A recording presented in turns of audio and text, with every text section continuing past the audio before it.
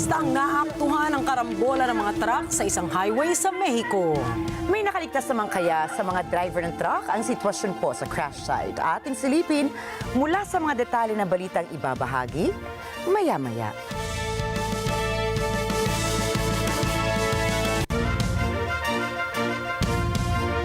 Magandang gabi, ako po si Ricky Mathay. Ako si Nina Richie Alago Flores. Ito ang mata ng Agila International.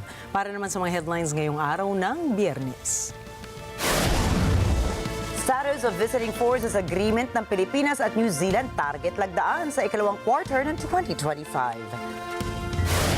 Mas maraming BFAR aircraft ang pinadala sa West Philippine Sea para magsagawa ng Domain Maritime Awareness Flight.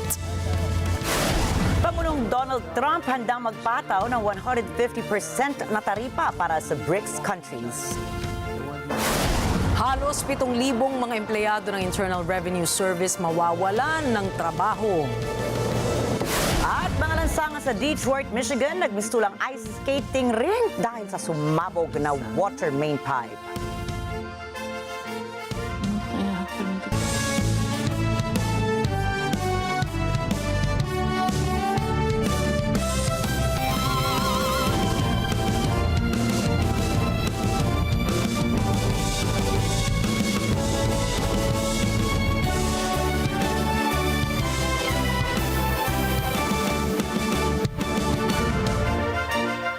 We are one step closer. Ito po ang naging pahayag ng Department of National Defense ukol sa Status of Visiting Forces Agreement o SOVFA sa pagitan ng Pilipinas at ng New Zealand. Nitong Huwebes ay inihayag ni DND spokesperson Arsenio Andolong na natapos na ang huling round ng pag-uusap para sa nasabing defense deal ng dalawang bansa.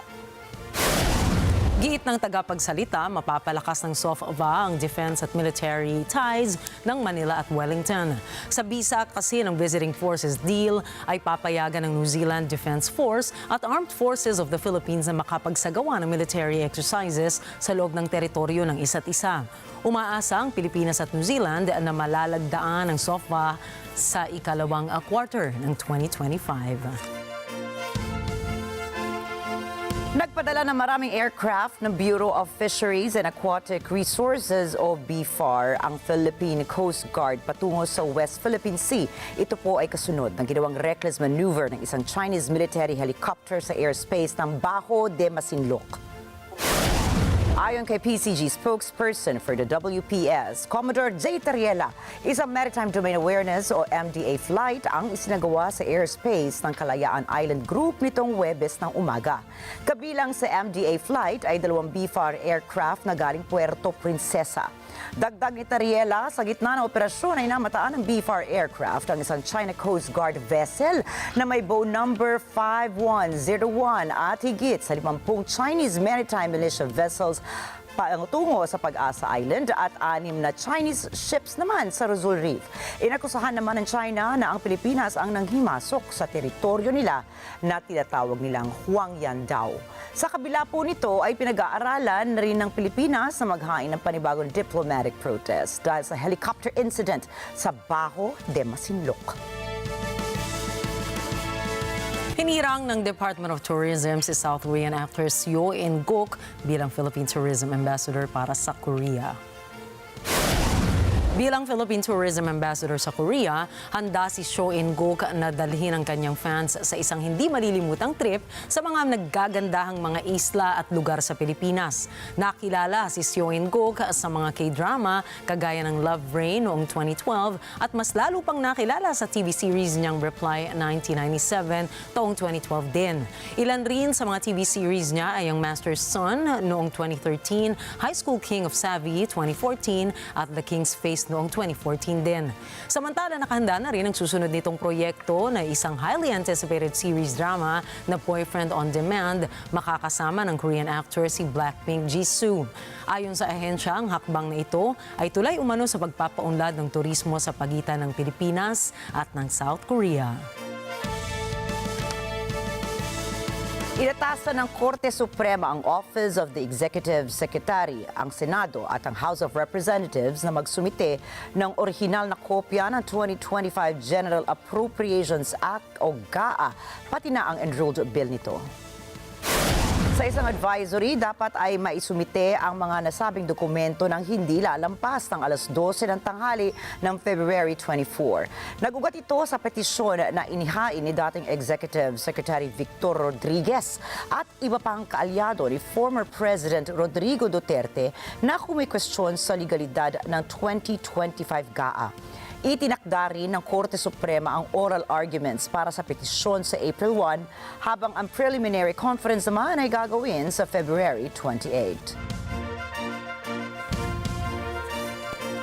Umaabot na po sa 2,127 ang kabuuang kaso ng dengue na naitala ng lungsod ng Quezon. Batay sa record ng City Epidemiology and Surveillance Division, mula January 1 hanggang February 19, nasa 11 na ang naitalang mga namatay sa dengue sa 10 barangay sa lungsod. Sa harap nito, muling hinikayat ng city government ang publiko na gawin ang search and destroy at cleanup drive sa mga komunidad upang tuluyang sirain ang mga breeding grounds ng lamok na may dalang dengue. Patuloy rin ang paalala ng lokal na pamahalaan na agad magpakonsulta sa pinakamalapit na health center o ospital kung nakararanas ng mga sintomas ng naturang sakit. Ilan sa mga sintomas ng dengue ay ang paglalagnat, pananakit ng tiyan at ulo, pagsusuka, pamamantala at pagdurugo ng ilong. Asahan na po ang dagdag bawas sa presyo ng produktong petrolyo sa susunod na linggo. Batay sa oil industry sources, nasa 40 up to 70 centavos ang maaaring maging dagdag sa presyo sa kada litro ng gasolina. 10 hanggang 20 centimos ang inaasahang bawas naman sa presyo sa kada litro ng diesel, habang 10 centimos ang posibleng taas sa kada litro ng kerosene o gaas kung mayroon mang pagkilos sa presyo nito.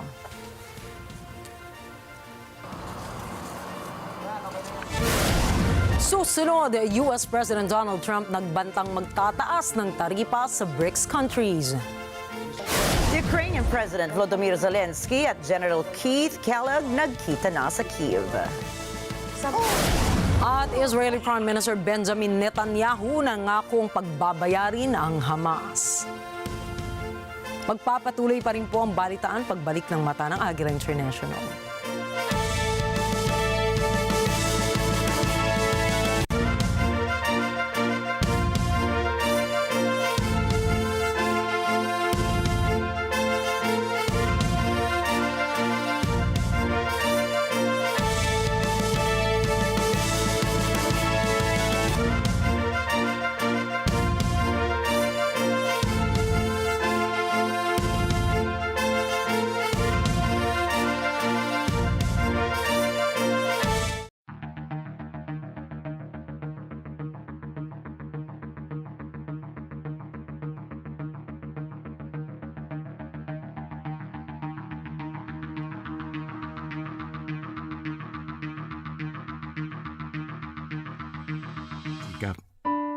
Dama namin ang iyong mga sakripisyo. Kita namin ang pagharap mo sa bawat pagsubok. Kaya sa kabila ng mga hamon ng buhay, nandito kami para umalalay. Kasi katulad mo, gusto rin namin ang magandang bukas para sa kanya. Hatid namin ang dekalidad na edukasyon at makabagong pasilidad sa abot kayang halaga. Kaya huwag ka na mangamba, sasamahan ka namin tuparin ang mga pangarap niya.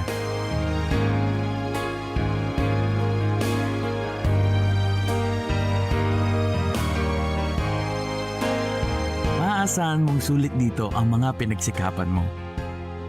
Sa aming mga makabagong pasilidad at sistema ng edukasyon.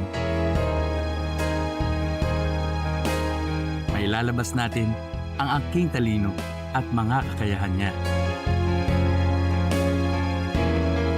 Kahit sa munting halaga, makakasiguro ka na makakasabay siya sa mabilis na pag-ikot ng mundo.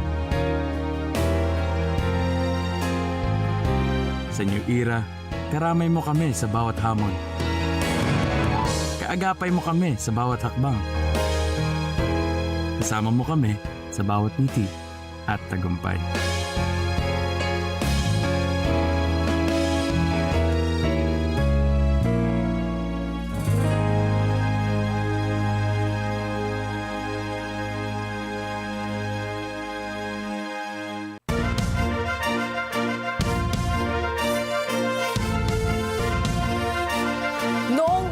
28, nagpasya ang Bulletin of Atomic Scientists na iusog sa 89 seconds to midnight ang tinatawag nilang doomsday clock.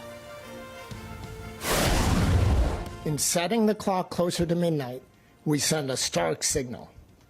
Because the world is already perilously close to the precipice, any move towards midnight should be taken as an indication of extreme danger and an unmistakable warning. Every second of delay in reversing course increases the probability of global disaster. Ngunit bago ang lahat ay isa munang paglilinaw. Ang paggalaw ng nasabing orasan ay hindi nangangahulugang nalalapit na ang katapusan ng mundo.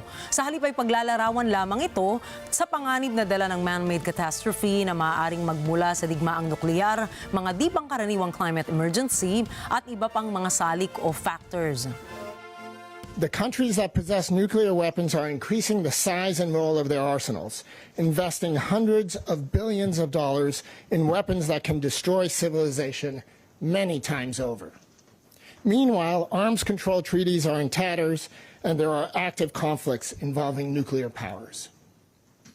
The world's attempts to deal with climate change remain inadequate, as most governments fail to enact the financing and policy initiatives necessary to halt global warming. Ang paggalaw ng doomsday clock ngayong panimula ng taong 2025 ay bunsod ng nagpapatuloy na digmaan sa pagitan ng Russia at Ukraine. Kung saan makailang ulit na nagbanta ang Russia na gagamit ng sandatang nuklear kung magpapatuloy ang Estados Unidos at mga bansang kasama sa European Union sa pagpapadala ng armas para tulungan ang Ukraine. Kasama rin sa dahilan ng paggalaw ang krisis sa gitnang silangan, partikular ang digmaan sa pagitan ng Israel at ng Axis of Resistance na kinabibilangan ng Iran, ng Hezbollah, Hamas at Houthi. Ang patuloy na paglaganap ng sandatahang nuklear at dahil sa mga testing ng North Korea at pag-urong ng Russia at Amerika sa mga naunang kasunduan para sa pagbawas ng kanilang arsenal. Kaakibat pa ang epekto ng climate change, halimbawa na ang wildfires na kumalat sa California sa kabila ng snowstorm na nararanasan naman sa East Coast. Ang apat na magkakasunod na bagyong nanalasa sa Pilipinas noong mga huling buwan ng 2024 at mga biological threats kagaya ng COVID-19 at Mpox. Pagdating naman sa banta ng advancing technologies, nagbabala si dating US President Joe Biden sa kanyang huling talumpati tungkol sa banta na pwedeng idulot ng artificial intelligence. Ngunit nilinaw niya na dapat manguna pa rin ang Amerika sa AI sa halip na ang China. Kailan lamang ay naglunsad ng sarili nitong chatbot na tinawag naman itong DeepSeek. Americans are being buried under an avalanche of misinformation and disinformation, enabling the abuse of power. The free press is crumbling. Editors are disappearing. Social media is giving up on fact-checking. The truth is smothered by lies told for power and for profit. We must hold the social platforms accountable to protect our children, our families, and our very democracy from the abuse of power. Meanwhile, artificial intelligence is the most consequential technology of our time, perhaps of all time. Nothing offers more profound possibilities and risks for our economy and our security, our society, for humanity. Artificial intelligence even has the potential to help us answer my call to end cancer as we know it. But unless safeguards are in place, AI could spawn new threats to our rights, our way of life, to our privacy, how we work and how we protect our nation. We must make sure AI is safe and trustworthy and good for all humankind. Samantala, nang makabalik naman sa White House si US President Donald Trump para sa kanyang ikalawang termino, pinagtibay niya ang isang panukala upang mamuhunan ng $500 bilyong para sa artificial intelligence ang Amerika. Together, these world-leading technology giants are announcing the formation of Stargate. So put that name down in your books, because I think you're going to hear a lot about it in the future. A new American company that will invest $500 billion at least in AI infrastructure in the United States and very, very quickly, moving very rapidly, creating over 100,000 American jobs almost immediately. Ang Doomsday Clock ay binuo noong taong 1947 sa kasagsagan ng Cold War at nagsisilbi bilang isang metaphor. At hindi prediksyon kundi isang indikasyon ng pagpapatuloy ng mga nakaambang panganib sa sangkatauhan na kasabay ng pag-usad sa agham at teknolohiya. Nagkaroon na ito ng 25 beses na paggalaw. Mula 2018 ay nagkasunod-sunod na ang mabilis na paggalaw ng orasan papalapit sa midnight. Noong taong iyon, gumalaw sa 2 minutes to midnight ang naturang orasan dahil sa pag-urong ng Estados Unidos sa Paris Climate Accord at pag-abandona nito sa pangunguna sa decarbonization, pati na ang pagkala sa Joint Comprehensive Plan of Action na naglalayon sanang limitahan ang kakayahan ng Iran na makabuo ng nuclear weapons, maging ang banta ng cyber warfare at artificial intelligence o AI. Huling nalagay sa 2 minutes ang orasan noong 1953 matapos ang pagpapasabog ng Estados Unidos ng thermonuclear device noong November 1952 na sinundan naman ng Soviet Union noong Agosto ng parehong taon. Noong 2020, muli pang gumalaw ang orasan sa 100 seconds dahil sa lumalalang tensyon sa pagitan ng Estados Unidos at Iran na ibinunga ng pagkakapatay kay Qasem Soleimani na general ng Iranian Revolutionary Guard Corps at hindi pag-renew sa Intermediate Range Nuclear Forces Treaty na nilagdaan ng Estados Unidos at ng nooy Soviet Union taong 1987. Wala namang paggalaw noong taong 2021 at 2022. Pero pagdating ng 2023, nalagay ang orasan sa 90 seconds dahil sa pangamba ng nuclear escalation bunsod ng pagsalaki ng Russia sa Ukraine, maging sa pagsuspinde nito sa partisipasyon sa New START Treaty na nilagdaan nila kasama ang Estados Unidos taong 2010 at sa pagkubkob ng Russia sa mga nuclear power plant sa Chernobyl at Zaporizhia sa Ukraine. Dagdag pa riyan ang nuclear tests ng North Korea at ang banta ng COVID-19 pandemic. Sa kabila ng patong-patong na mga problemang kinakaharap ngayon, ang mundo nilinaw ng atomic scientists na hindi pa huli ang lahat. Paliwanag ni Professor Daniel Halls na nasa Science and Security Board ng Bulletin of Atomic Scientists, layo ng Doomsday Clock na hikayatin ang pagsisimula ng pandaigdigang pag-uusap ukol sa mga existential threats at dapat ay simulan na ng mga lider ng iba't ibang bansa na talakayin sa kanilang pag-uusap ang mga bantang ito na para sa kanila ay unang hakbang para sa paatras na paggalaw ng nasabing orasan. There is hope. I mean, we certainly believe that the clock can be moved back, and there are many actions that can be taken. Our concern is that over the past year, those actions are not being taken. But as you've mentioned, there are many specific things on all the areas that we cover where there could be clear progress. I think for many of the things that seem most alarming from the last week or have gotten so much attention, we're going to wait and see. But we'll continue to monitor over the weeks and months ahead, and if we need to change the clock, we will.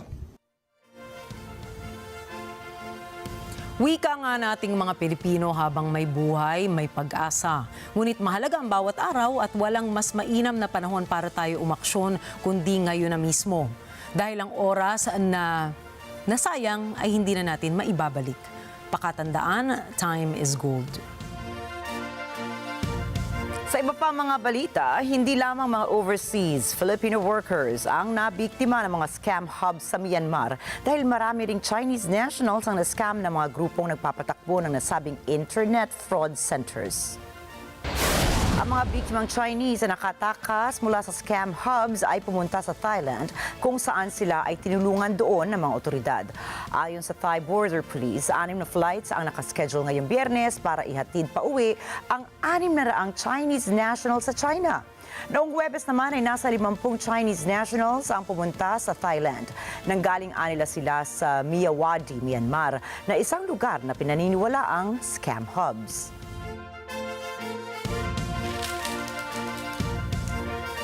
Nagbabala si US President Donald Trump sa Brazil, Russia, India, China at South Africa o BRICS. Handaan niya siyang magpataw ng 150% tariff sa BRICS at sa iba pang state members nito dahil sa umano'y pagtatangka ng grupo na sirain o i-devalue ang US dollar. How about BRICS? You know, the BRIC states, there are like 6 of them, and they were trying to destroy our dollar. They were going to say, you know, they wanted to create a new currency. They probably wanted to use the yuan, China. They wanted to use the yuan. And Biden said, well, this is a tough situation. There's not much we can do about that. We can't help that. I said, oh, we can help it. So when I came in, the first thing I said is any BRIC state that even mentions the destruction of the dollar will be charged a 150% tariff. And we don't want your goods. We don't want to partake. And the BRIC states just broke up. I don't know what the hell happened to them. We haven't heard from the BRIC states lately. But he said that wasn't much we could do about it. There was a lot. It took once, literally. They said, sir, what about the BRIC states? They're going to take over the dollar, the sanctity of the dollar. They're going to create a new currency to rule the world. I said, no, they're not. They said, yes, they are, sir. They said it. I said, no, they're not. Tell them 150% tariff, plus we're not going to do business with them. And that includes China. Noong Biden administration ay paulit-ulit na sinabi ng BRICS na gagawa sila ng bago at common currency para pangunahan ang kalakalan sa buong mundo. Pero ngayong nakaupo na sa White House si Trump ay biglang sinabi ng Brazil na hindi na raw matutuloy ang BRICS currency dahil wala naman daw technical discussions ukol dito. Ang pahayag na ito ng Brazil ay hindi pa malinaw kung may koneksyon sa unang babala noon ni Trump tungkol sa US dollar supremacy. Samantala, formal nang humingi ang South Korea at ang Japan ng exemption sa Trump tariffs. Nagrally ang mga taga-suporta ni impeached South Korean President Yoon Suk-yeol sa unang araw ng pagdinig sa kasong kriminal nito. Giit ng mga Yoon supporters, dapat ikansela na ang criminal trial dahil illegal umano ito. Hindi rin nagustuhan ng iba ang umano'y pag-iwan sa ere ng People Power Party kay Yoon. Hiling ng grupo na ibalik na sa pagkapangulo ang na-impeach nilang presidente. 대한민국의 법이 살아있는 한 윤석열 대통령은 당장 구속이 취소되어야 하고 형사재판도 불법이기 때문에 취소되어야만 합니다. Kaugnay nito, formal nang gumagawa ng case build-up ang South Korean police laban kay Yoon dahil sa mga aligasyon na hinadlangan umano nito ang pagpapatupad ng warrant of arrest sa kanya. Depensa naman ang company Yoon ay politically motivated daw ang pag-aresto sa dating leader ng South Korea. Invalid din anila ang pagsisilbi ng warrant dahil may mga pagkakamali sa isinagawang investigasyon. Nagkita sa Kiev noong Miyerkules sina Ukrainian President Volodymyr Zelensky at si US Envoy Keith Kellogg, subalit biglang kinansela ang press conference ng dalawang opisyal. Si Rosel Feria para sa report. Ayon sa tanggapan ni Ukrainian President Volodymyr Zelensky, hiniling ng Estados Unidos na ikansela ang magkasama-sanang press conference ng Pangulo at ni US Envoy for the Ukraine War na si Keith Kellogg. Samantala, sinabi ni Ukrainian Foreign Minister Andrei Sybiha na pinag-usapan nila ni Kellogg ang mga paraan upang makamit ang makatarungan at pangmatagalang kapayapaan. Sinabi ni Zelensky na umaasa ito sa pagkakaisa sa Ukraine at sa Europe. Gayon din sa pagiging praktikal at makatotohanan ng Washington, isang pahayag ng pagpapakalma matapos itong tila hayagang sermonan ni US President Donald Trump. Noong Miyerkules, sinabi kasi ni Trump na isang diktador si Zelensky at nakailangang umaksyon agad nito upang tiyakin ang kapayapaan, kundi ay mawawalan ito ng bansa. Sinabi ni Zelensky sa Ukraine na mahalagang ang pagpupulong kay Kellogg at kooperasyon sa Washington ay makatulong. Kamakailan tinanggihan ng Ukraine ang paon ng plano ng US ukol sa pagwawakas ng labanan. Ayon sa Ukraine, wala sa kasunduan ang garantiyang pangseguridad. Inakusahan din ni Zelensky si Trump ng pag-uulit na maling impormasyon ukol sa gera. Hanap ni Trump na makipag-ugnayang muli sa Russia at mag-invest sa Ukraine minerals na kailangan sa transisyon sa enerhiya. Rosel Feria para sa Mata ng Agila International, trusted, connected, on point. Nang tanungin naman si US House Speaker Mike Johnson kung sakaling magpapatuloy ang digmaan sa pagitan ng Kyiv at Moscow, ay magkakaroon ba ng panibagong funding bill para sa Ukraine? Ang sagot niya, no appetite for another Ukraine funding bill. Hindi naman nagustuhan ng ilang miyembro ng audience ang sagot na ito ni House Speaker Johnson. Subalit, nanindigan ng US official na dapat nang tapusin ang Ukraine war. Look, there's no appetite for that. What do you think? No. Yeah. Got our answer there? We have to bring it to an end. And I can tell you that our European allies understand the necessity of this as well. It's drug on too long. By some estimates, Russia's lost almost 700,000 troops, maybe more. The Ukrainians have suffered great losses. We have to bring an end to the conflict. President Trump is exactly right. It's time for it to end, and he is the brute force, I think, that can make that happen.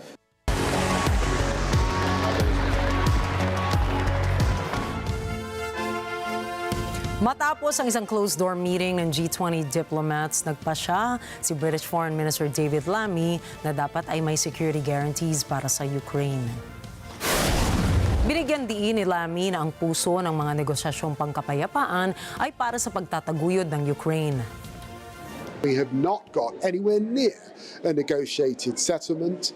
And I have to say, when I listen to what the Russians and what Lavrov has just said in the chamber this afternoon, I don't see an appetite to really get to that peace. And that peace could be achieved by leaving Ukraine tomorrow, just going. And letting people get on with their lives and letting them have their sovereignty. We look forward to speaking to President Trump more about this. We're very, very clear. There must be a role for Ukraine. It must be at the heart of these negotiations. Of course they want peace, but they will need security guarantees. Inamin din ng opisyal na isang kritikal na sandali at mahalaga para sa Europa na taasan ang kanilang defense spending upang palakasin ang kanilang depensa sa buong kontinente. Kinumpirma ni White House spokeswoman Caroline Leavitt na magkikita sina US President Donald Trump, French President Emmanuel Macron at British Prime Minister Keir Starmer. Inaasahang tatalakayin ng tatlong lider ang tungkol sa peace talks ng Ukraine at Russia war. Sinabi na ni Starmer na nagkamali si Trump nang tawagin itong isang diktador si Ukrainian President Volodymyr Zelensky. Nangako naman si Macron na kukumbinsihin niya si Trump na suportahan ang Kyiv. May ilan ding political analysts na baka mapag-usapan din ang tungkol sa Trump tariffs. Lalo na at nagbabala si Trump na hindi ligtas ang European Union dito. Sa Estados Unidos, 7,000 empleyado ng IRS ang sisibakin ng ahensya bilang tugon sa bawas gastos sa gobyerno na inilunsad ni Pangulong Donald Trump gamit pa rin ang Department of Government Efficiency. Ang ahensya ay pinamumunuan ng bilyonaryong si Elon Musk. Jane Kathleen Gregorio po para sa mga karagdagang detalye. Sa isang hakbang na sisibak sa 6% ng workforce sa Internal Revenue Service o IRS, 7,000 empleyado ang mawawalan ng trabaho. Ito ay ilang linggo bago ang critical na panahon ng pagpa-file ng tax sa bansa. Kasama sa mga target ng bawas gastos sa gobyerno ni Pangulong Donald Trump ay ang bank regulators, forest workers, rocket scientists at libo-libong empleyado ng pamahalaan. Ang aksyong ito ay pinatutupad ni Elon Musk, ang pinakamalaking campaign donors ni Trump. Ang pagsibak sa IRS ay direktang makaapekto sa mga empleyado ng ahensya na bahagi ng expansion ni dating Pangulong Joe Biden. Binalak kasi ni Biden na higpitan ang mayayamang taxpayers. Sa kasalukuyan na sa 100,000 na ang mga empleyado ng ahensya na dati nasa 80,000 lamang bago naging Pangulo si Biden. Ayon sa budget analyst, ang expansion na ito ay makatutulong sana sa itaas ang revenue ng gobyerno at pakitiran ang trillion-dollar budget deficits. Subalit para sa maraming Republicans, ang expansion ay magdudulot lamang ng harassment sa ordinaryong taxpayers. Ang mga empleyado ng sisibakin ay ang mga nasa probationary period at may mas kaunting protection kumpara sa career employees. Jane Kathleen Gregorio para sa mata ng Agila International. Trusted, connected, on point. Binantaan ni Israeli Prime Minister Benjamin Netanyahu na ito ay gaganti sa Hamas matapos ang pagpapasakamay nila sa mga nasawing bihag. Kabilang sa 4 na nasawing bihag na ipinasakamay ng Hamas ay ang sanggol at kapatid nitong 4 na taong gulang sa kanilang dinukot noong October 7, 2023. Dagdag pa ni Netanyahu na kanilang gagantihan ng Hamas dahil sa lubhang nadurog ang puso ng mga pamilya ng mga nasawing biktima. Binatikos din ni United Nations Human Rights Chief Volker Turk ang ginawang pagpapasakamay ng Hamas sa mga bangkay dahil ito ay tila ipinarada pa nila habang pinapanood ng mga Palestino. Magugunitang nagpatupad ng ceasefire noong Enero kung saan bahagi sa nasabing usapin ay ang pagpapakawala ng Hamas ng mga bihag nila habang ang Israel naman ay papakawalan din ang mga Palestinong nakukulong sa kanilang bansa. אחיי ואחיותיי, אזרחי ישראל היקרים, ביום הזה כולנו מאוחדים. כולנו מאוחדים ביגון כבד מנשוא. כל בית בישראל מרכין היום את ראשו. אנחנו מרכינים את ראשנו על האובדן הכבד של 4 חטופינו. כולנו כואבים בכאב שהוא מהול בזעם. כולנו זועמים על מפלצות החמאס. 4 ארונות יקירנו מחייבים אותנו יותר מתמיד להבטיח להישבע שמה שקרה ב7 באוקטובר לא יקרה שוב לעולם. קודמיהם של יקירנו זועק אלינו מן האדמה. הוא מחייב אותנו לבוא חשבון עם המרצחים השפלים, ונבוא איתם חשבון. אל נקמות אדוני, אל נקמות הופיע. הלב שלנו סדוק, אבל הרוח שלנו לא נשברת. ועם הרוח הזאת נחזיר את כל חטופינו, נשמיד את הרוצחים, נחסל את החמאס, ויחד, בעזרת השם, נבטיח את עתידנו. Susunod, Detroit suburb nagmistulang ice skating rink. China-made robot ng atake ng tao. And Spurs superstar center Victor Wembanyama, tapos na ang NBA season. Mga detalye po ng mga balita niyan at iba pa sa pagbabalik pa rin ng Mata ng Agila International.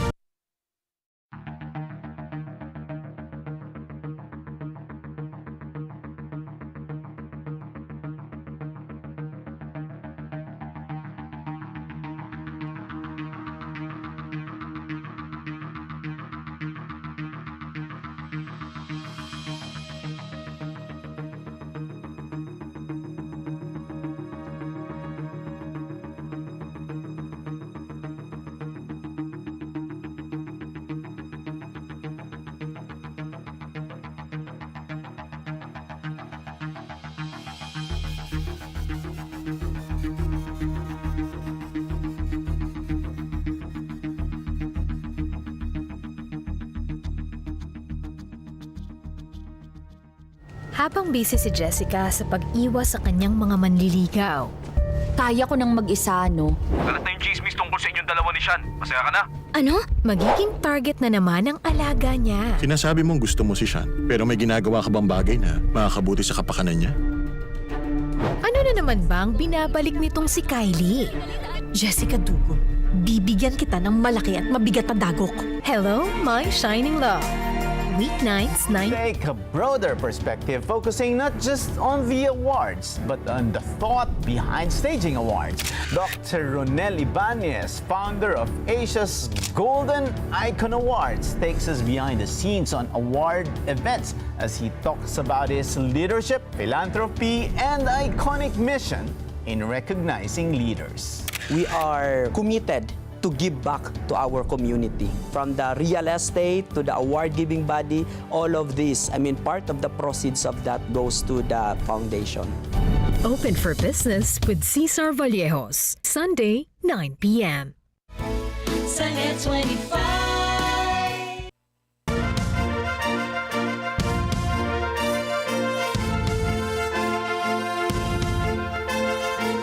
Nagbabalik ang mata ng Agila International at sa pagpapatuloy po ng ating mga balita ngayong gabi.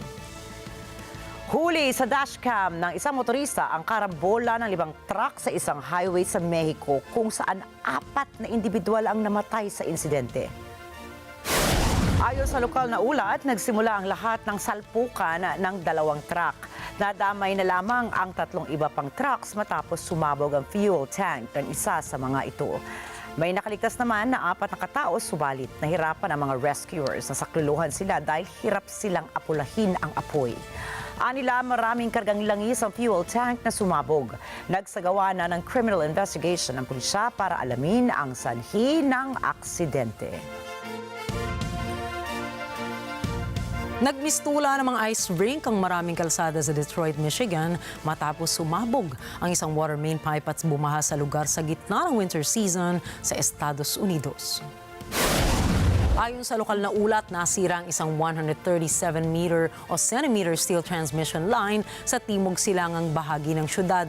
Nagit sa 200 katao ang inilika sa kanilang tahanan dahil sa hanggang tuhod na level ng tubig baha na naging yelo naman dahil sa malamig na klima.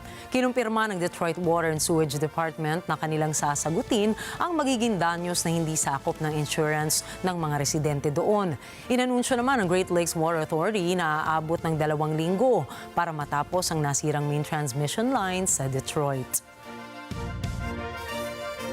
Alamin naman po natin kung ano ang pansamantalang solusyon ng mga taga-Cuba pagdating sa pagluluto sa gitna ng krisis ngayon doon sa enerhiya. Ang balita po mula kay Chantel Santos.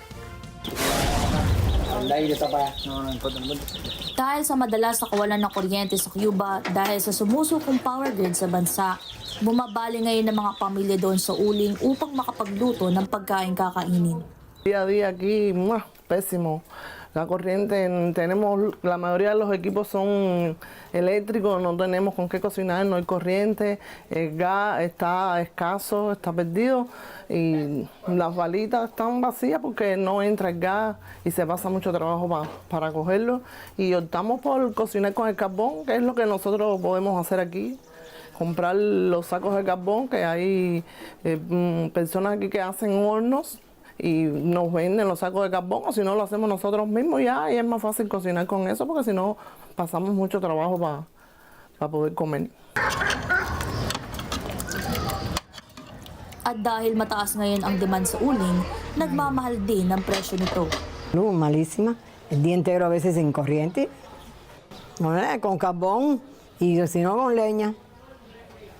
Porque el carbón está encendido, el saco también. Ang kawalan ng kuryente ay naging pang-araw-araw na realidad na sa maraming Cubans. Ilan sa mga lugar sa bansa ay kadalasang nawawalan ng kuryente higit 20 oras kada araw, mga bayan na malayo sa kabisera. Ang krisis na ito ay dulot ng kawalan ng gasolina at ng nalulumang thermoelectric plants ng bansa. Marami sa mga plantang pinatatakbo ng gasolina ay hindi na gumagana. At ang kakulangan ng petrolyo ay dahilan din ng hindi paggana ng generators na sumusuporta sa power grids ng bansa. Bago matapos ang nakaraang taon, nang bumigay ang ilang power networks sa Cuba, 10 milyong residente nito ang naiwan sa dilim. Marami sa mga taga-Cuba ang nakikipagbuno sa hindi maaasahang supply ng kuryente na dahilan ng hindi magamit na appliances. Dahil sa krisis na ito, nagpatupad na ang pamahalaan ng mga paraan tulad ng pagsasara ng mga paaralan at hindi pagpapapasok sa non-essential workers upang mabawasan ang paggamit ng elektrisidad. Kaugnay nito, sinisisi ng Cuba ang Estados Unidos dahil sa trade embargo nito. Ayon sa Cuba, paghihirap sa pag-angkat ng gasolina at spare parts para sa planta ang mga dahilan ng issue sa power grids ng bansa. Chantel Santos para sa mata ng Agila International, trusted, connected, on point.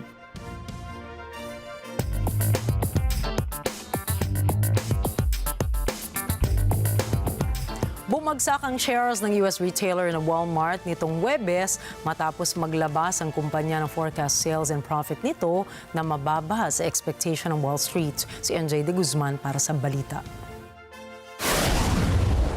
7% ang ibinaba ng shares ng pinakamalaking retailer sa mundo, ang Walmart ng Estados Unidos. Ang nakakadismayang sales outlook ng Walmart para sa fiscal year 2026 ay matapos ang ilang quarters ng solidong paglago na nagpataas ng share price nito sa 72% noong 2024. Ito ay sa kabila ng bagong record na high hit nito noong nakaraang linggo. Subalit batay sa guidance noong Huwebes, humaharap ngayon ang Walmart sa pagtitipid ng mga mamimiling bugbog na sa inflation. Sinasabi rin na nangangapa ang kumpanya kung paanong tutugunan ng mga taripa sa mga produktong galing sa China, Mexico at Canada. Sa kabila nito, sinabi ng Chief Financial Officer ng Walmart na naniniwala siya tibay ng mga mamimili. Bumaba rin ang shares ng kalaban ng Walmart na Amazon at Target. NJ De Guzman para sa mata ng Agila International, trusted, connected, on point. Triple naman ngayon ang karaniwang halaga ng presyo ng itlog sa Estados Unidos at sinisisi na maraming consumers ang konting supply chain na pinalala pa ng bird flu outbreak doon. Jessica Bautista po para sa report. Karamihan sa farmers pati na rin retailers sa bansa ay nagpapatupad na ngayon ng limit sa pagbibenta ng itlog. Ito ay sa gitna ng pagtaas ng presyo nito sa buong bansa dulot ng suliranin sa supply chain at ng kumakalat na bird flu. Simula noong Abril, isa na ang namatay at may 70 tao na ang nagka-impeksyon sa US dahil sa bird flu. Nilimas din ng sakit na ito ang may 159 milyon na manok, pabo at iba pang ibon sa bansa mula nang pumutok ang sakit sa ibon na ito noong 2022. At dahil dyan, tumaas ang demand para sa itlog kung kaya't nang mahal syempre ang presyo nito na parang ginto. Para sa farmers, suliranin ang sitwasyong ito. The eggs are like gold right now. The profit margin is very slim. I have to buy, the feed is so expensive, and just the cost of maintaining the facilities and everything else, it's just, there's not a lot of money in it at all. Tulad ng sa ibang lugar sa mundo, may tuturing na isa sa mga pangunahing pagkain ng mga tao ang itlog. The eggs, you need them for so many things, for so many recipes, for baking, and I mean, lots of people just eat them just for breakfast, but you find out that you need them for so many other things. And it's just a staple, like milk or bread. It's just one of those things that you got to have it. Unang na-detect ang bird flu sa Texas dairy cattle noong Marso. Kumalat ito sa iba't ibang estado at puminsala sa produksyon ng manukan at bakahan. Karaniwang hindi tumataas ng $2 ang isang dosena ng itlog.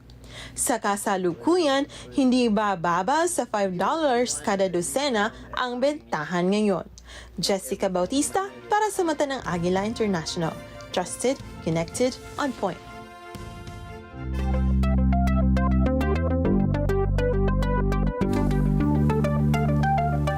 Viral ngayon ang isang video na ipinapakita na ng atake umano ng isang babae ang isang humanoid robot sa China. Mula sa video, mapapansin na nakatayo ang babae sa likod ng isang barrier habang pinapanood ang robot. Nang ilang sandali ay lumapit ang robot at sinubukang i-headbutt ang babae. Buti na lamang ay may nakabantay na security guard sa tabi at naawat pa ang robot. Pinaniniwalaang ang robot na ito ay pagmamay-ari ng kumpanyang NET25 Robotics. Ang robot ay kilala sa tawag na H1 model na inilabas ng kumpanya bilang bahagi ng Spring Event Gala. Umani ng kabi-kabilang komento ang video kung saan ay tinawag na Terminator ang robot tulad ng sa pelikula, habang ang iba naman ay sinasabing natumba lamang ito patungo sa babae. Wala namang matibay na ebidensya na nagpapatunay na ng atake nga ang robot. Hindi nagbigay ng komento ang NET25 Robotics hinggil sa issue.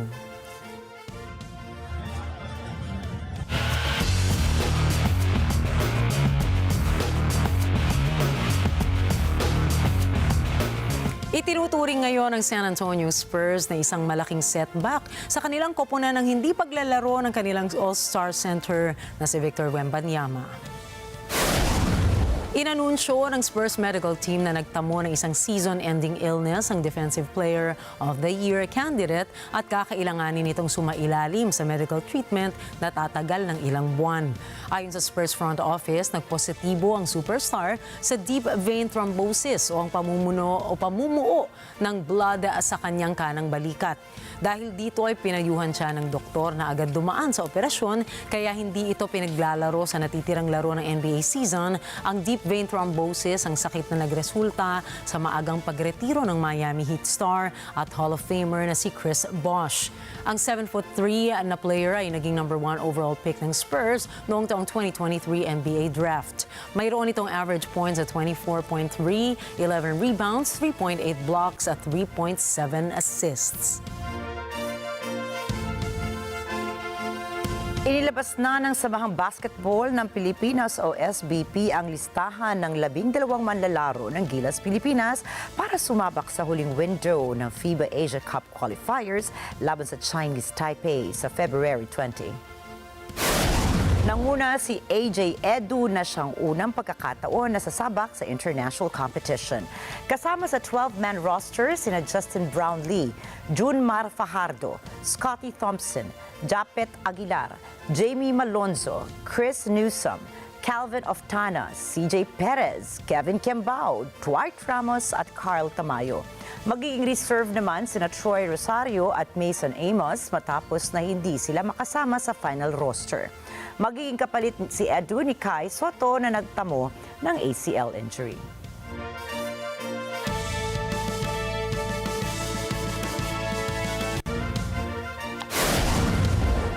Susunod, larangan ng telemedicine, inilabas ang groundbreaking clinic in a box technology. Tortang talong, pasok sa best egg dishes ng Taste Atlas. At abangan ang iba pang mga storya pagdating ni Alma Angeles at ng Mata ng Agila World News. Wala pong bibitiw, magbabalik pa ang Mata ng Agila International.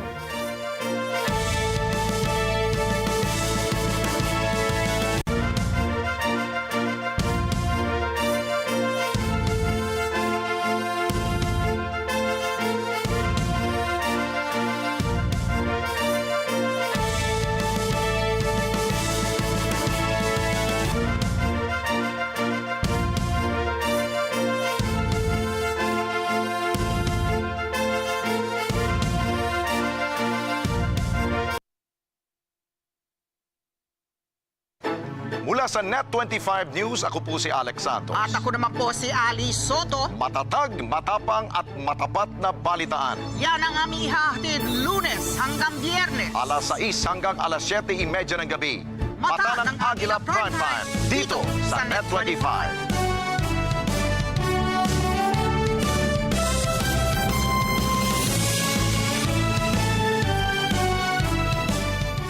Let's net together sa NET25. Sa NET25. Ang mga maiinit na balita at rumaratsyad ang usapan ng bayan, ihahatid namin sa 100%! 100% ang pagbabalita! 100% talakayan! Lunes hanggang Biyernes! Alas 5 hanggang alas 7 ng umaga! Live na live sa Radyo Agila 1062 Mega Manila! At sa NET25 100%! Sa NET25, let's net together. Sa NET25.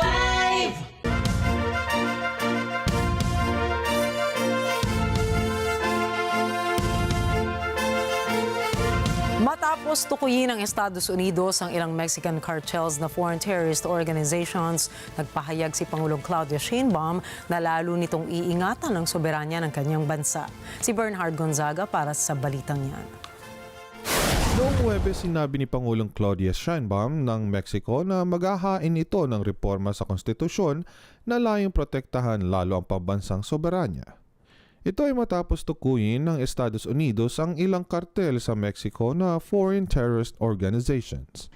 El pueblo de México, bajo ninguna circunstancia, aceptará intervenciones, intromisiones o cualquier otro acto desde el extranjero que sea lesivo de la integridad independencia y soberanía de la nación, tales como golpes de Estado, injerencia en elecciones o la violación del territorio mexicano, sea esta por tierra, agua, mar o espacio aéreo. Noong Miyerkules, itinalaga ng US ang Sinaloa Cartel at iba pang Mexican drug cartels bilang global terrorist organizations. Ito ay isang hakbang na ikinababahala ng mga opisyal ng Mexico na tila paghahanda ni Trump ukol sa isang unilateral military action laban sa Mexico, isang ideya ng pinailang lang niya noong kampanya. Lo que queremos dejar claro frente a esta designación es que nosotros no negociamos la soberanía, como lo dije ayer. Esta no puede ser una oportunidad por parte de Estados Unidos para invadir nuestra soberanía. Entonces ellos pueden ponerles el nombre que ellos decidan, pero con México es colaboración y coordinación, nunca subordinación, no injerencismo y menos invasión. Ani Sheinbaum, hindi kinonsulta ng US ang Mexico ukol sa pasya nito sa pagtatalaga sa mga grupo bilang terrorist organizations. Matagal nang tinututulan ng Mexico ang hakbang na ito. Ayon sa bansa, ang cartels ay hindi pinaandar ng motibong politikal tulad ng ibang nasa terrorist list. Ang motiboan niya ng cartels ay pera. Ang pagtatalagang ito ay sinasabing magpapakomplika ng international business sa Mexico, kasama ng mga operasyon ng mga kumpanyang US. Maaari rin itong pinsalain ang US asylum claims ng mga migrante na nagpipilitang magbayad sa cartels. Pwede kasi silang akusahan na sumusuporta sa isang terrorist organization. Sinabi rin ni Sheinbaum na maghahain ito ng ikalawang constitutional reform na magtataas ng multa sa Mexicans at foreigners na sangkot sa arms trafficking. Ang trapiko ng armas ay isang pangunahing isyong diplomatiko para sa Mexico. Karamihan sa mga baril na ginagamit sa krimen sa bansa ay ipinapasok mula sa Estados Unidos. Bernard Gonzaga para sa Mata ng Agila International. Trusted, connected, on point.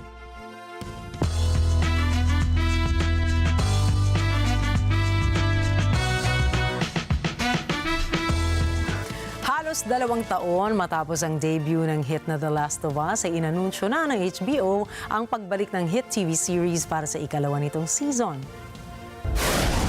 Nilabas sa social media channel ng streaming service na Max ang 2 posters na naglalaman ng 2 lead actors na sina Pedro Pascal at Bella Ramsey na may tagline na Every Path Has a Price. Napansin din ng mga tao ang panibagong poster ng isa pang major character na gaganapin naman ni Caitlin Dever.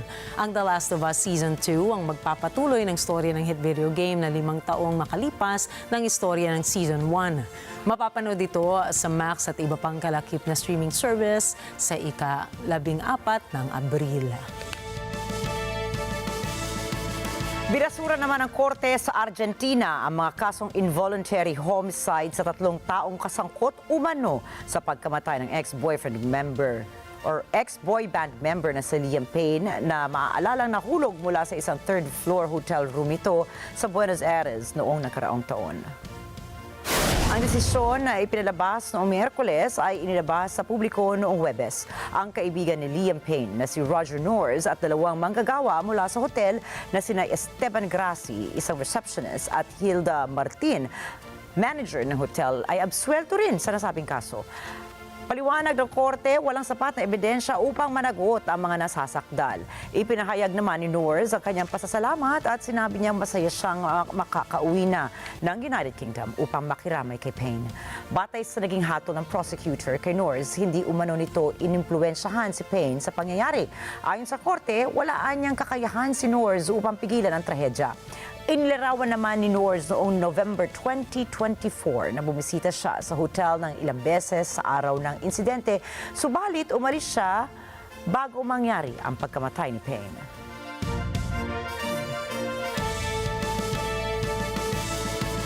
Sa ibang balita, isang tinatawag na clinic in a box ang inilunsad ng isang hybrid care company para makatulong sa telemedicine industry.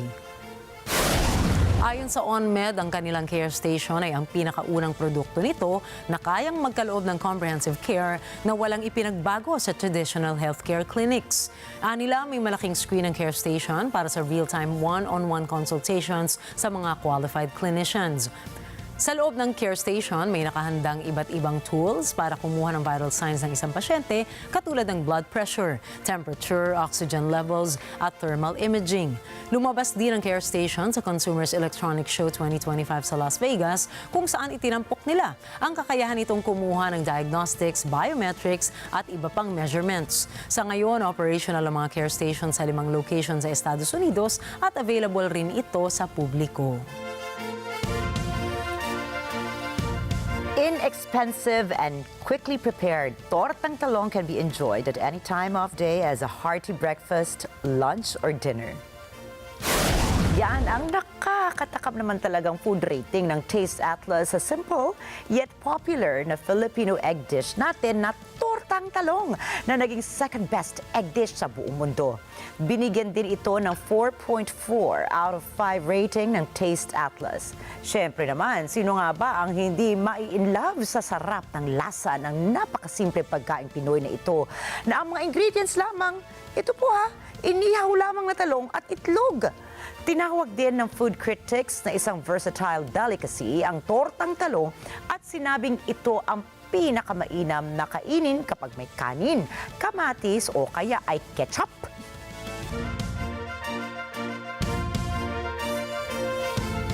Yan talaga ang mga perfect na pinag-uusapan paggabi, pagkain. Naku, Perfect sa midnight snack natin, diba? Eh, diba, Ricky, pinag-uusapan natin yung iba-ibang version ng tortang talong. Sabi mo, May sa inyong probinsya ka mga ba? Ilocano, May probinsya my mom ka? is from Cavite. So, mayroon bang alam mo version? naman ang Cavite, Ang niya mahilig magluto. Meron ba ang version? Yung nakalakihan ko is iniihaw yung talong. I think common ba sa atin yun? Kailangan ihawin kasi otherwise ibang-iba yung flavor po kapag steamed lang o nilaga. Wala. Iba yung linamnam ng inihaw tapos babalatan mo yan. Ako sinusuklay-suklay ko siya ng tinidor. Wow. Kasi ayoko namang durugin para yung texture nandun din. Bago ko itorta. Tapos tinutorta nyo na. Sa amin naman, sa mga Ilocano na nagsakrabi kanyayo amin, mga kabagyan, ito, lumaki ako sa isang napaka-special na Filipino dish. Actually, if you search it, the name of the dish na tortang talong namin ay hango pala sa Hawaiian term. Na, yun, Hawaiian term. Yun yung binanggit mo nga kanina, parang ensalada na hango siya doon, Hawaiian. it means to mash. Ang kaibahan naman nitong aming specialty from Ilocano na tortang talong is like, halimbawa, syempre mag-iihaw. Parang kayo, di ba, iihaw yung talong. Pero sa amin, may extra, may mash kami. In Hawaii, it's called poke. Ayan, so they mash it. And then we add garnishing. We add the tomatoes, sibuyas, and bawang. Igigisa So, para siyang yan. gisado na tinorta. Tapos garnish with shallots. So, shallots. Sa amin ay sibuyas Tagalog ang tawag dyan. So, siya, pero... Diba? Sa ating maliliit na yung sibuyas Tagalog. Pero syempre, iba siguro, hindi ko alam kung nilalagyan niya ng bagoong Ilocano. Yun si pero kasi naman masarap siya sa kahit anong, ano bang tawag dun sa accompaniment ng mga ganyan. Diba? To complement the dish. Kahit ano bagay, kami toyo't kalamansi tsaka siling labuyo. Pag-uwi, ito na naman kami ni Ricky. Mainit lang na steamed rice. Okay na sa akin. Mga 2 cups. Yan, ako. Tara, Nina. Mamasal na tayo, kumain na tayo ng tortang talong. Napaisip tuloy ako. Makapag-ihaw na. Bukas ang umaga, hindi kami midnight snack direct. Tama, walang pinipiling oras kasi ganun kasarap yan. Ayan.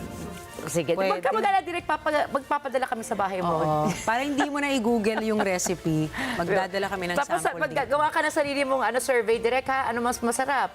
Yung talong version ba from the Cavite region or Ilocano region? Pareho na masarap. Basta lutong Pilipino. North ba o south? Basta lutong Pilipino ni Nano. So congratulations sa ating mga Pinoy. Tortang talong is the best. Yes, the serve, ikang. Ayan. Akalain mo, Nina? Akalain mo, Nina, Biyernes just na. like that. Pagkibilis-bilis ang panahon talaga. Mamimiss po namin kayo, pero just for 2 days. Kasi tandaan, mula Lunes hanggang Biyernes, narito kami para maghatid ng balita saan mang dako ng mundo. Happy weekend, everybody. Ako po muli si Ricky Matay.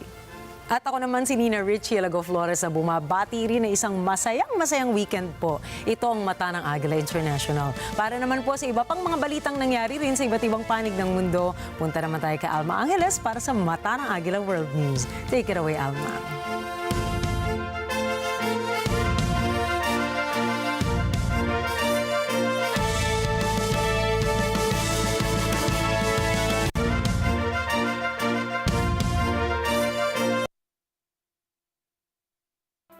Thank you, Nina Enrique. Good evening, everyone. I'm Alma Angeles for NET25 World News. On tonight's headlines.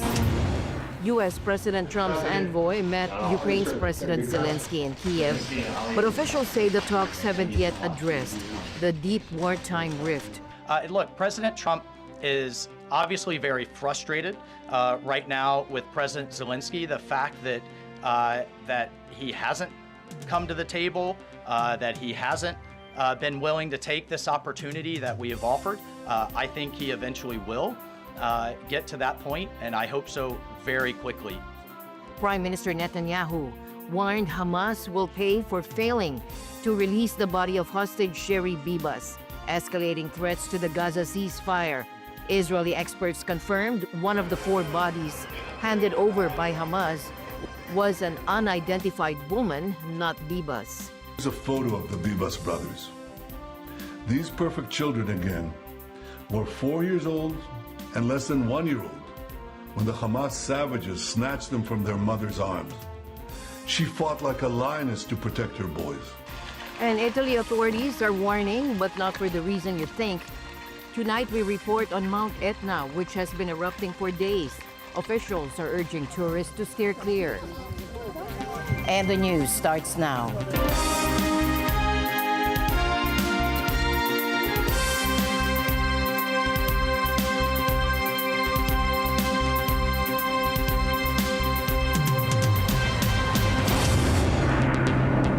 Several developments in the Ukraine-Russia war. Ukrainian President Volodymyr Zelensky met with U.S. envoy Keith Kellogg. Donald Trump's national security advisor, Mike Waltz, scolded Zelensky for not signing a deal, giving up half the country's minerals to repay U.S. wartime aid. Further aid to Ukraine may end, according to House Speaker Mike Johnson. In Europe, there are warnings not to give in to Russian aggression and questions about whether Russian President Vladimir Putin is really serious about getting a peace deal. Thomas I. Likeness for more.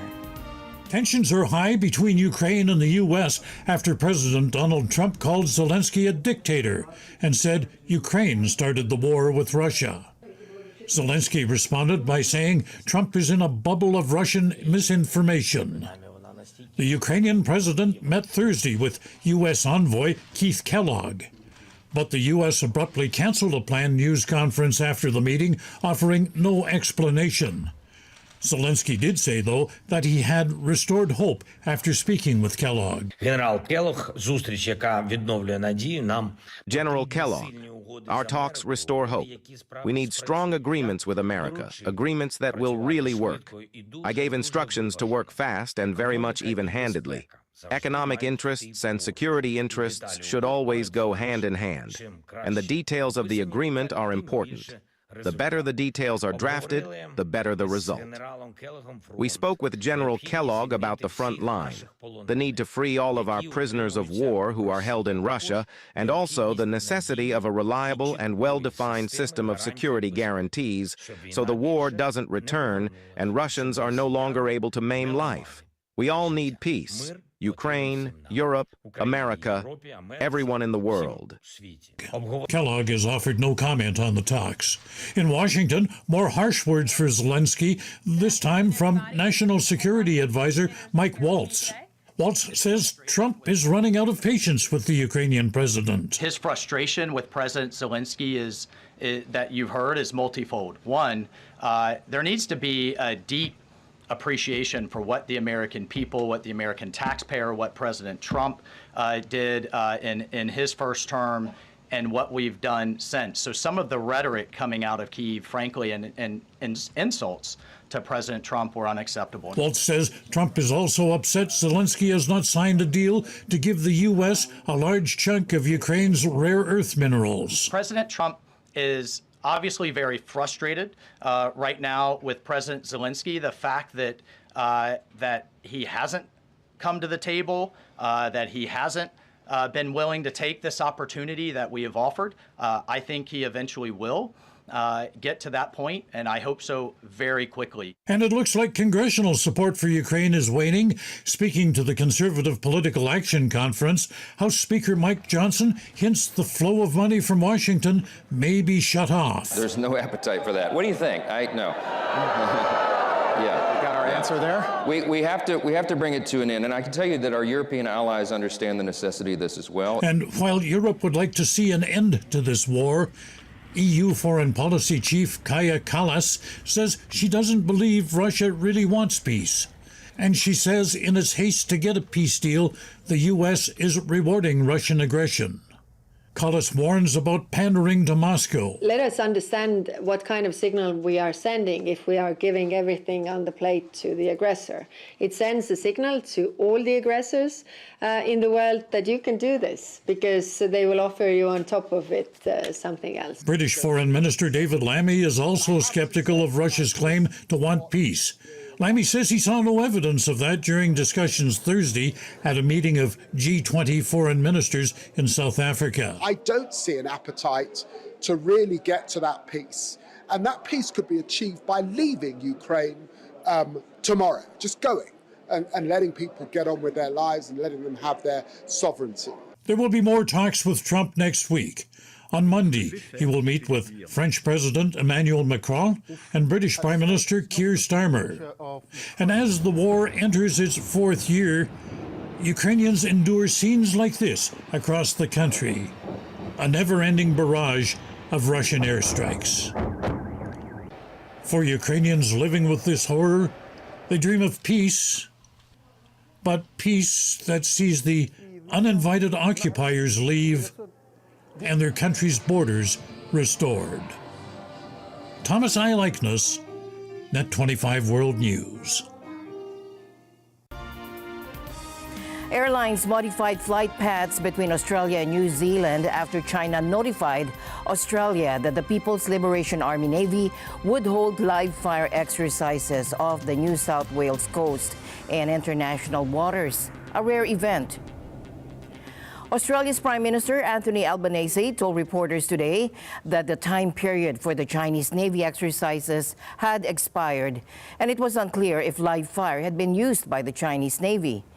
A People's Liberation Army Navy frigate, cruiser, and replenishment vessel last week entered Australia's maritime approaches and traveled down Australia's east coast this week, monitored by the navies and air forces of Australia and New Zealand. Airlines were contacted by Australia's Air Traffic Control Agency on Friday, warning them of reports of live fire where the Chinese Navy task group was operating. Well, China issued in accordance with practice an alert that it would be conducting these activities, including the potential use of live fire. It's outside of Australia's exclusive economic zone. Australia and New Zealand ships and P-8 aircraft have been monitoring the Chinese fleet while they have been travelling down the coast of Australia, off the coast. I've spoken with the Chief of the Defence Force, the Defence Minister Richard Marles, the Foreign Minister Penny Wong, and I've also had contact with the New Zealand Prime Minister Christopher Luxon this afternoon. It is the case that the notice was given. When that occurs, airlines are notified and stay out of the area. Air Services Australia also has been informed and has taken action as well. That time has expired now. According to the Chief of the Defence Force, it has advised that it's not clear whether there was any actual live fire used in this area, but it is consistent with international law.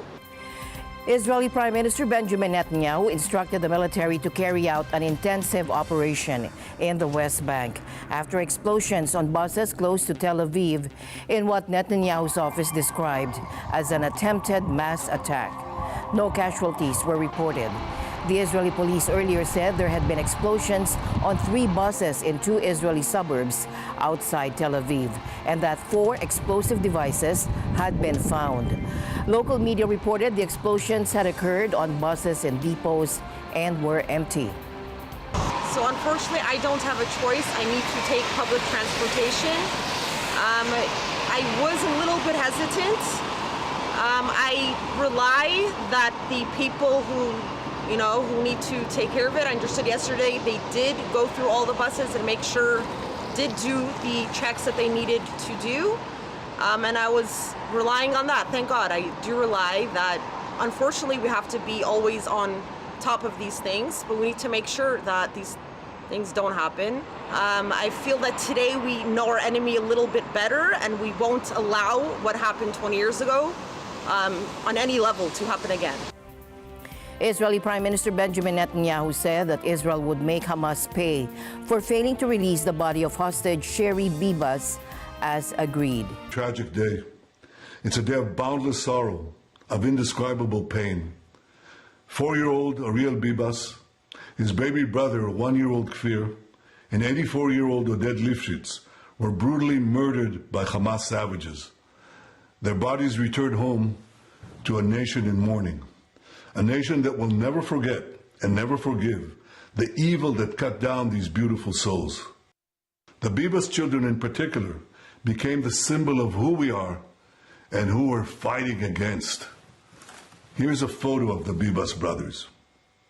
These perfect children, again, were 4 years old and less than 1-year-old when the Hamas savages snatched them from their mother's arms.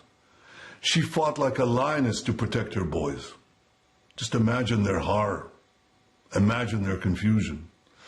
Perfect little children who never hurt a soul. A baby, for the love of God. They languished in captivity until Hamas murdered them in cold blood. Who kidnaps a little boy and a baby and murders them? Monsters, that's who. These Hamas monsters also cynically refused to bring back the boy's mother, Shiri, and sent the body of a Gazan woman instead, in brazen violation of the agreement. Today, the heavens shake. The entire civilized world should condemn these horrific murders. The entire civilized world should join Israel in demanding the immediate release of all the hostages. All of Israel is united in grief. And as the Prime Minister of Israel, I vow that I will not rest until the savages who executed our hostages are brought to justice. They do not deserve to walk this earth. Nothing will stop me. Nothing. Palestinian group Hamas said today the remains of Israeli hostage Sherry Bibas appear to have been mixed with other human remains from the rubble after an Israeli airstrike hit the place she was held in. Now, this statement came after Israeli officials and specialists said that one of the 4 bodies handed over by Hamas on Thursday was an unidentified woman and not Sherry Bibas, whose 2 sons, Kfir and Ariel, were handed over and identified. Netanyahu accused Hamas of acting in an unspeakably cynical manner by placing the body of a Gaza woman in the coffin instead of Sherry Bibas, who was kidnapped along with her 2 sons and her husband, Yarden, during the Hamas attack on Israel on October 7, 2023. The United Nations Rights Chief, meanwhile, said the parading of the bodies of hostages in Gaza was abhorrent and flew in the face of international law. It's been just 1 month since President Trump was sworn in, and he's already turned Washington upside down. Now he's launched a massive deportation operation, settled scores with those he seems disloyal, and then cracked down on DEI initiatives, both inside and outside government. He's also been cutting budgets across agencies, with the IRS being the latest target, where many workers are now bracing for possible layoffs during the busy tax season. Tonight we ask, what are the unintended consequences of these mass layoffs and spending freezes? At a conservative conference, tech billionaire Elon Musk literally brought a chainsaw to celebrate his Department of Government Efficiency's efforts to help Trump slash the federal government. Bureaucracy. Chainsaw. Musk is touting plans to return some of the money saved back to taxpayers, though that would need Congress approval, as Musk explains. No, in fact, the actions that we're taking with the support of the president and the support of the agencies is what will save Medicare, what will save Social Security. Yeah.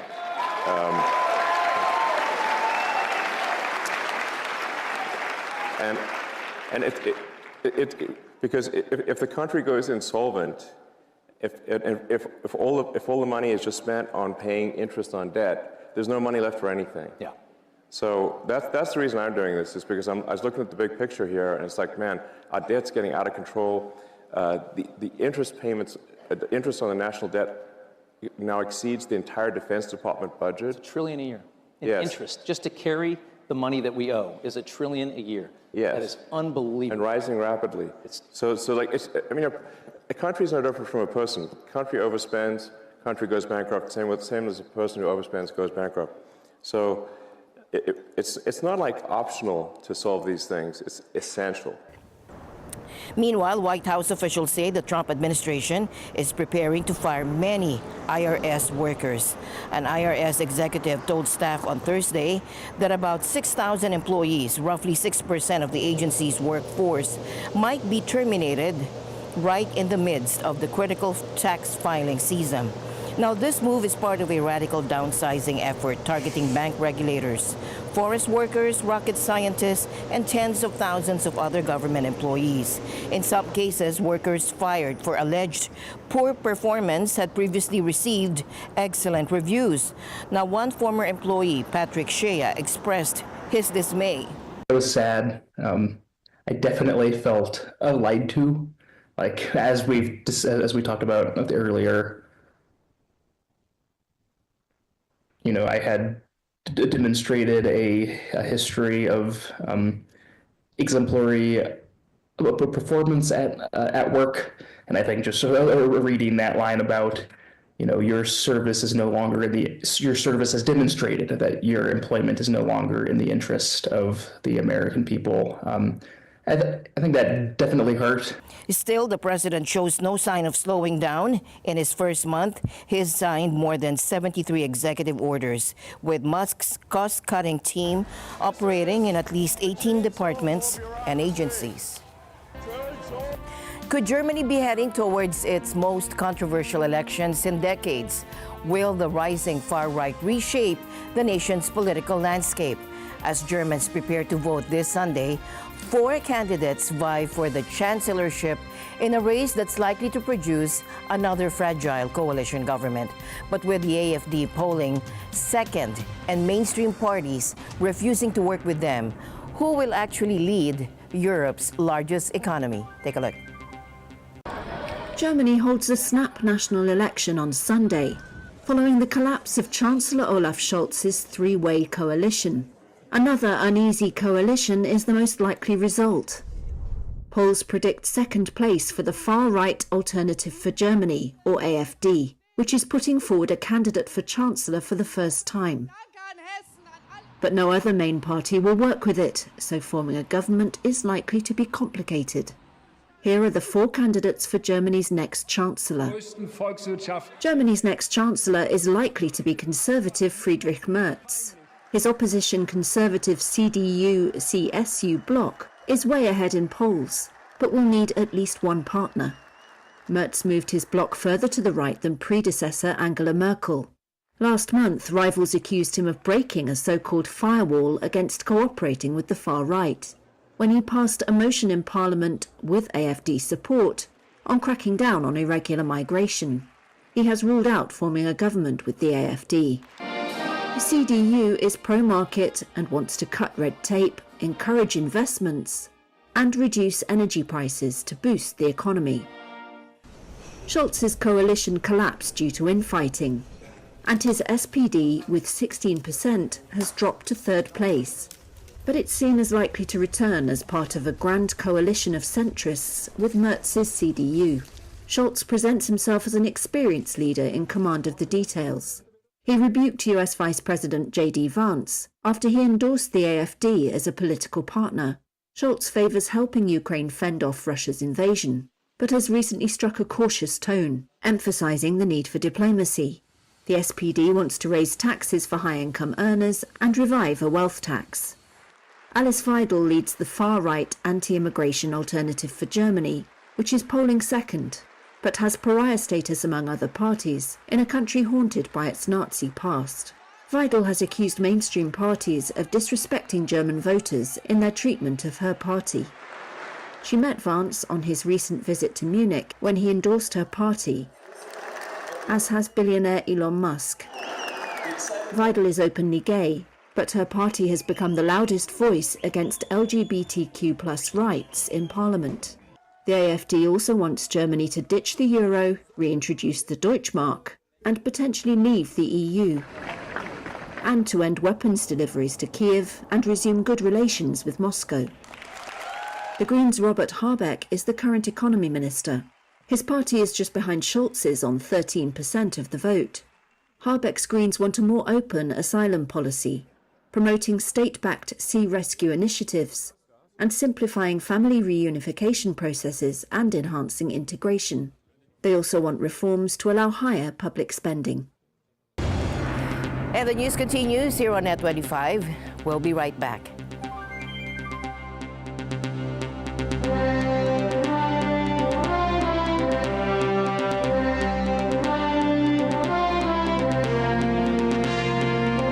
Ang mga maiinit na balita at rumaratsyad ang usapan ng bayan, ihahatid namin sa 100%!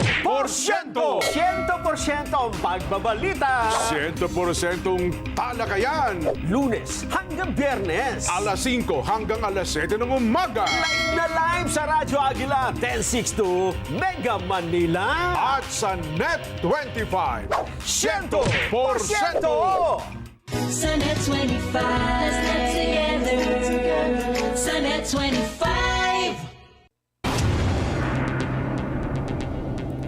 And tonight, we report on Italy's Mount Etna, which has been erupting for days.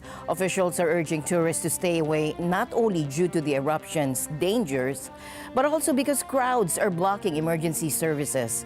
Here's more. Italy's most famous and active volcano has been putting on quite a show, and it's been drawing big crowds of locals and tourists alike who want to see the rivers of molten lava flowing over a blanket of snow.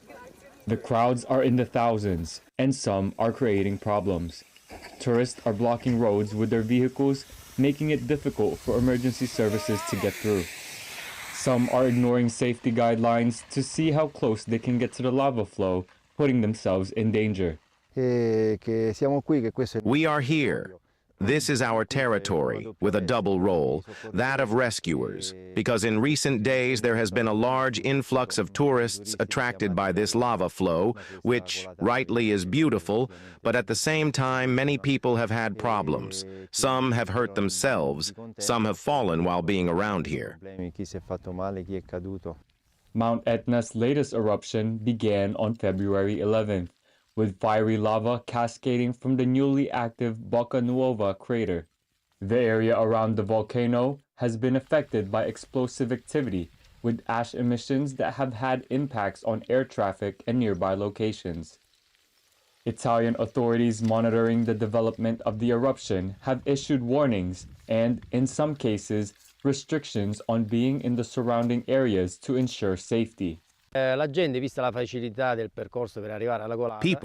given the ease of the route to get to the lava flow, ventured inappropriately. In fact, they were inadequately dressed.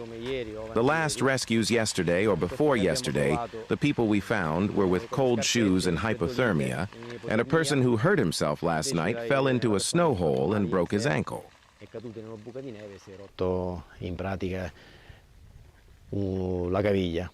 Volcanologists from the National Institute of Geophysics and Volcanology are studying the phenomena and monitoring the stability of the mountain and its possible evolutions. Standing at approximately 3,300 meters, Mount Etna looms over the town of Catania. It will remain one of the world's most active volcanoes. While eruptions are frequent, they rarely cause significant damage. Bruce Balmeo for NET25 World News. Party said it would start preparations to disband and wind up its affairs after a meeting of its leadership amid a years-long national security crackdown in the China-ruled city. Founded in 1994 in the run-up to the city's return from British to Chinese rule in 1997, the Democratic Party grew into the largest and most successful opposition party, garnering strong public support in citywide elections. Under Hong Kong's so-called one country, two systems arrangement, The city is promised a high degree of autonomy and freedoms under Chinese rule. But in recent years, authorities have used the security laws to arrest scores of Democrats and shutter civil society groups and liberal media outlets. An overhaul of the electoral system in 2021 to ensure only pro-China patriots can govern Hong Kong also effectively shut the Democrats out from the political arena, marginalizing them further. Developing democracy in Hong Kong is always difficult, and is especially difficult in the past few years. We see a lot of civil society groups or political parties disbanding or dissolving. This is not what we wanted to see.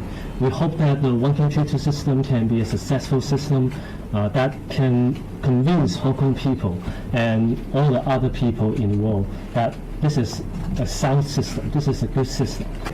We don't have that acute finance burden at this point. We can sustain the party's survival for a while if we only look at our account book. But all in all, I think that is a decision that we made, that we consider the overall political environment in Hong Kong and all those future plans that we can foresee, and that is the decision that we made. In a significant move, the Trump administration has labeled 8 Latin American crime groups, including 6 Mexican drug cartels, as foreign terrorist organizations. Now, this list features notorious groups like El Salvador's MS-13 and Mexico's Sinaloa and Jalisco New Generation cartels. Now, this designation aims to intensify efforts against these cartels, granting U.S. agencies enhanced authority to combat their operations. Following this action, the Pentagon has deployed unarmed MQ-9 Reaper drones over Mexico to monitor cartel activities. And these surveillance missions, which began under the Biden administration, have expanded under President Trump. The drones can be armed for precision strikes if necessary. Mexican President Claudia Sheinbaum has expressed concerns over these developments, emphasizing the need for collaboration without infringing on Mexico's sovereignty. First of all, there is nothing illegal. What we have is a collaboration and cooperation that has been going on for many years, not just now. Because today in the national security law, it is very clear what can be done and what cannot be done. And we are evaluating, assessing additional matters for the protection of our sovereignty. Because what cannot be allowed is that they do activities that are not part of collaboration or coordination. Security experts suggest that this terrorist designation could pave the way for the direct U.S. military actions against these cartels. Eventually, we may see operations by the U.S. Marines, for example, to capture a kingpin, do drone attacks, or attack a laboratory. We have to see if this is possible. Technically, I think the designation has many deficiencies, and it's still not clear what exactly they want to use the designation of criminal groups as terrorist organizations for. However, debates continue regarding the potential impact on U.S.-Mexico relations and regional stability. As the situation unfolds, the extent of the Trump administration's actions against these cartels remains to be seen, especially concerning possible military involvement in Mexico, a move not seen since the Mexican-American War in 1848. Right, inside. The concept of flying cars has long been a mainstay in the imaginings of the future, featuring in films like Blade Runner, The Fifth Element, and Back to the Future. Now, Aleph Aeronautics believe they are one step closer to making that future a reality. The California-based company has released videos showing their flying car, an ultralight version of the Aleph Model 0, taking off vertically and traveling over a parked car. Take a look. The significance of this video is we really hope that it will be will have a similar impact as the Wright brothers video, in a sense that it proves to the humanity that the new mode of transportation is possible. It has the independently verifiable proof that that this new mode of transportation does work and does exist. And we hope it will start some kind of a new market, new economy for this new mode of transportations, which we call flying cars. For most people, for the general consumer, it's prohibitively expensive because it's expensive for us to produce one. But it's because it's a very low volume production and it's very inefficient. So it's not optimized for manufacturing. As we go further and it will be optimized for manufacturing, and as the volume increases, the end goal, again, that's not going to be the next year or the year after that, the end goal, it should be actually same level or less expensive than Toyota Corolla, Ford Focus, or anything like that, because it's less complex. And with that, we end tonight's broadcast. For everyone here on NET25, I'm Alma Angeles. Thank you for joining us. Good night.